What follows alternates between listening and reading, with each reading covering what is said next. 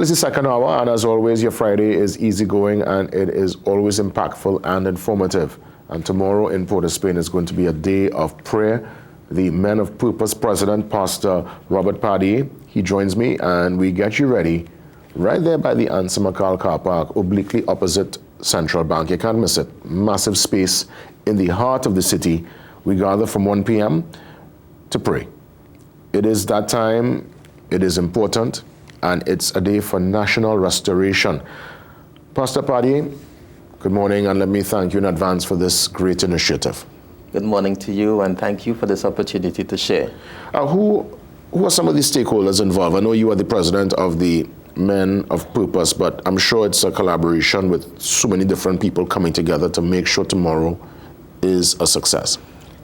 It's a collaboration of churches. There's a number of churches that are involved all over the country. We have churches from right in the north here, from deep south, as in 10 Mile Penal Rock Road where the flood took place, to churches in Tobago. We are all coming together to be a part of, in this time, national prayer and worship for Trinidad and Tobago. Why is it important to have this gathering like right now?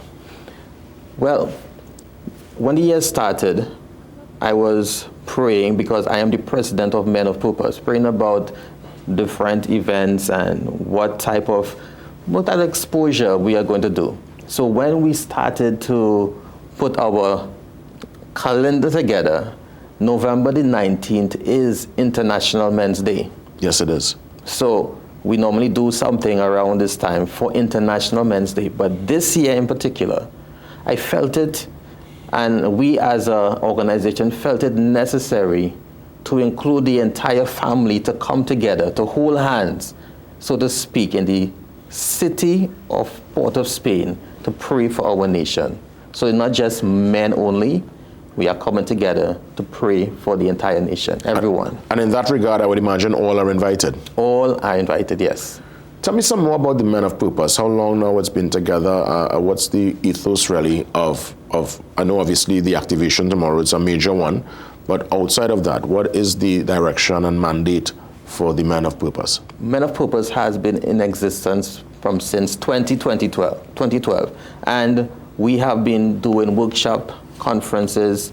We mainly empower young men, we motivate them, and we have a series of workshops, as I said, to lift their spirits up from understanding what a man is supposed to be, speaking about father wounds, addressing the fatherlessness in our country, and having the World Needs a Father Forum, where men get to come and speak, and we train leaders how to train other men to be better men in our country. Yeah, well said. Have you seen some of your intervention make positive impacts over the years? Oh yes, and that's especially from the World Needs a Father Forum. That intervention has now created leaders from Tobago and in Trinidad, so now they are also training leaders. It's not just we have a workshop and a man will come to the workshop and go home. This man, after he attends this workshop, he is going to his community and he's gathering men because of the need in the community. There are young men who are fatherless. There are young men in need of mentorship. We can't just say, okay, I'm going to target one young man and shoot with him. We need to do it like football teams, cricket teams, sports evangelism, like what we call it. So this man is able to train other young men or other older men, and they are now able to connect to this next generation. Let me ask you, in terms of tomorrow, is there any kind of pre-registration? What's the format to enter the car park, the Ansa Mcal Car Park tomorrow? So the venue is Ansa Mcal Car Park, and it's free to the entire public. There is no registration. The car park is large enough where we can hold the numbers. So we are asking anyone who wants to be a part of it. It starts from 1 p.m. to 5 p.m. and you are welcome. No registration, free. Fantastic.